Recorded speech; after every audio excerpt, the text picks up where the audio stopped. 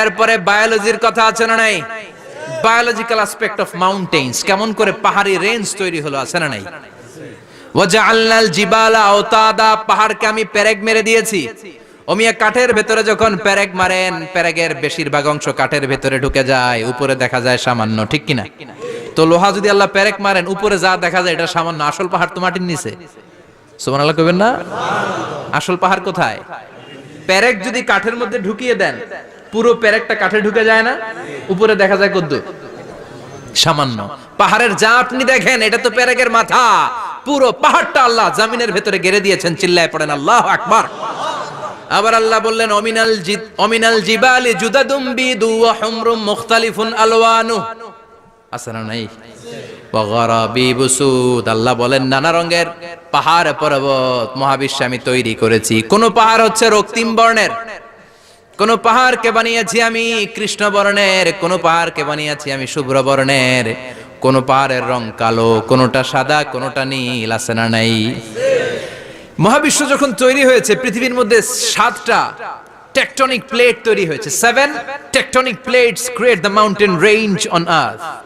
পৃথিবীতে এই পাহাড় তৈরির কারণ হচ্ছে 7টা প্লেট, এগুলোরে 7 টেকটনিক প্লেট বলে। এই প্লেটগুলোর কারণে পৃথিবীতে এই রং বেরঙের পাহাড় তৈরি হয়েছে। কত রঙের যে পাহাড় আছে, আরব বিশ্বে পাথরের পাহাড়, বাংলাদেশে মাটির পাহাড়, ব্রুনাই, সিঙ্গাপুর, ইন্দোনেশিয়াতে যদি যান আরেক ধরনের পাহাড়। চায়নার একটা শহর আছে গানজু সিটি, কি নাম? এই গানজু সিটিতে একটা পাহাড় আছে রেইনবো মাউন্টেন, ওখানে 7 রঙের পাহাড় পাওয়া যায় এক জায়গায়। সুবহানাল্লাহ কইবেন না? রেইনবো মানে কি? রংধনু। রংধনুর কয় রং? কথা কন। ছোটবেলা আমরা মুখস্থ রাখতাম বেনিয়া সহকলা, বেতে বেগুনি, নিতে নীল, আতে আসমানি, শতে সাদা, হতে হলুদ, কতে কালো, লাতে লাল। সুবহানাল্লাহ নাই? মনে রাখার কি অসাধারণ পদ্ধতি। তো এই রেইনবো মাউন্টেন, রংধনুর 7 রঙের পাহাড় এক জায়গায় পাওয়া যায়। এখানে সাদা পাহাড়, এখানে সবুজ পাহাড়, এখানে নীল পাহাড়, ওখানে লাল পাহাড়, এখানে কালো পাহাড়। এই চায়নার গানজু সিটিতে আল্লাহ তাআলা 7 রঙের পাহাড় এক জায়গায় রেখেছেন। চিৎকার করে বলেন আল্লাহু আকবার। তার মানে বায়োলজির কথাও কোরআনের ভেতরে আছে না নাই? এরপর আল্লাহ বললেন কেমন করে আকাশ থেকে আমি পানি নাজিল করে, এটাও কোরআনে আছে না নাই? আমরা ছোটবেলা পড়েছি ওয়াটার সাইকেল, হাইড্রোলজিক্যাল সাইকেল, কেমন করে সূর্যের তীব্র তাপ সাগর থেকে পানিকে জলীয় বাষ্প করে উপসে নেয়, উপরে নিয়ে সেটাকে পুঞ্জীভূত করে দেয়, ঘনীভূত করে দেয়, মেঘ হয়ে যায়, সেখান থেকে ঝিরি ঝিরি ঝিরি ঝিরি বৃষ্টি পড়ে, আছে না নাই? আর ওই বৃষ্টির গান আমরা গাই, এই বৃষ্টি ভেজা রাতে তুমি চলে যেও না। ওই বৃষ্টি পেয়ে আল্লাহর কাছে দোয়া করে না? বিশ্বনবী বলেন রহমতের বৃষ্টির নিচে দাঁড়িয়ে কেউ যদি হাত তুলে দোয়া করে, ওই দোয়া কবুল করে কে? আল্লাহ। আবার আকাশের মধ্যে মেঘের ঘনঘটা দেখলে বিশ্বনবী পেরেশান হয়ে যেতেন, হয়রান হয়ে যেতেন, আর আল্লাহর কাছে বলতেন আল্লাহ এই মেঘ দিয়ে তুমি আমাদেরকে আযাব দিও না, তুমি আমাদেরকে গজব দিও না, তুমি আমাদেরকে শেষ করে দিও না, এই মেঘ থেকে তুমি আমাদেরকে রহমতের বৃষ্টি দাও। পড়ে না আমিন।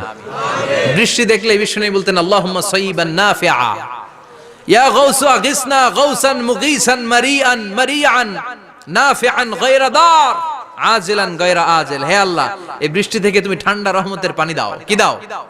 আল্লাহ মেঘ দে, পানি দে, ছায়া দে রে তুহু, আল্লাহ মেঘ দে। পড়েন পড়েন, আল্লাহ মেঘ দে, পানি দে, ছায়া দে রে তুহু, আল্লাহ মেঘ দে। এই ওয়াটার সাইকেলের কথা আল্লাহ বলেছেন। আলাম তারা আন্নাল্লাহ ইউসজি সাহাবান, কাফের নাস্তিক যেগুলো সমাজের আবর্জনা খড়কুটা, ওরা কি দেখে না কেমন করে আমি বাতাসকে জলীয় বাষ্প করে আকাশে তুলি, বায়ুমণ্ডলে নিয়ে যাই, সুম্মা ইউআল্লিফু বাইনাহুম, জলীয় বাষ্পগুলারে তখন আমি ঘনীভূত করি, সুম্মা ইয়াজআলুহু রুকামান, এরপরে আমি মেঘে পরিণত করি, ফাতারাল ওয়াদকা ইয়াখরুজু মিন খিলালিহি, তারপর মেঘের ভেতর থেকে ঝিরি ঝিরি ঝিরি ঝিরি বৃষ্টি নাজিল করে কে? আবার আল্লাহ বললেন পানি থেকে আমি পৃথিবীর সব প্রাণগুলারে বানালাম, ওয়াজআলনা মিনাল মাই কুল্লা শাইইন হাইয়া ফালা ইয়াকিলুন, পানির ভেতরে থেকে সব প্রাণের উৎপত্তি পৃথিবীর মধ্যে ঘটিয়ে দিয়েছে কে? বিজ্ঞানীরা স্বীকার করেছে পৃথিবীতে যত প্রাণ পাওয়া যায় যত প্রাণের ব্লুপ্রিন্ট পাওয়া যায় সব এসেছে পানি থেকে। চিৎকার করে বলেন কোত্থেকে? পানি নাই তো প্রাণ নাই, পানিও আছে প্রাণও আছে। কোন সুবহানাল্লাহ। বিজ্ঞানীদের ধারণা, তারা ধারণা করে বলেছে পৃথিবীর প্রথম প্রাণের নাম হচ্ছে অ্যামিবা। কি নাম? ওরা বলেছে এটা এককোষী জীব। It's a very small unicellular organism found ever in the world.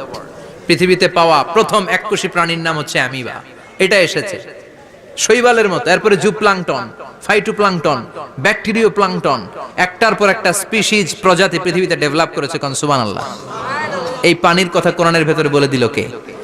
এজন্য আল্লাহ বললেন ওয়াল কোরআনিল হাকিম, বিজ্ঞানময় কোরআনের শপথ। এই কোরআনটা বিজ্ঞানের ঠাসা। এই কোরআন আশ্চর্যের শেষ নাই। এই কোরআন কোনোদিন পুরাতন হয় না। এই কোরআনের ভেতরে আল্লাহ দিয়েছেন হেদায়েতের মশাল, আর কোরআনটাকে বানিয়েছেন বিজ্ঞানের সুউচ্চ মিনার। জোরে কোন সুবহানাল্লাহ। তার মানে কোরআনে আমরা কি পেলাম? দুধের কথা পেলাম, মধুর কথা পেলাম, কিভাবে ডায়েট করবেন সেটা আমরা পেলাম, আমরা কসমোলজি পেলাম, অ্যাস্ট্রোলজি পেলাম, বায়োলজি পেলাম, ফিজিক্স পেলাম, ওয়াটার সাইকেল পেলাম। এবার পাতালপুরীর কথার দরকার আছে না নাই? পৃথিবীর একেবারে গভীরতম গভীরে কি আছে এটা কিন্তু কোরআনে নাই। আছে। পৃথিবীর মাঝখানে যে উত্তপ্ত লাভা আর আগুন, এটা আপনারা জানেন? পৃথিবীর উপর দিয়ে আমরা ঠান্ডা পৃথিবীতে ঘুরে বেড়াই, কিন্তু এর ভিতরে কিন্তু আগুন, লাভা।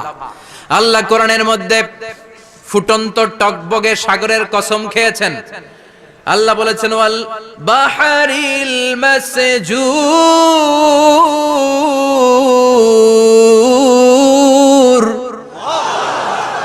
আমি কোরআনের ভেতরে ফুটন্ত টকবগে সাগরের পানির কসম খেলাম। পড়েন সুবহানাল্লাহ।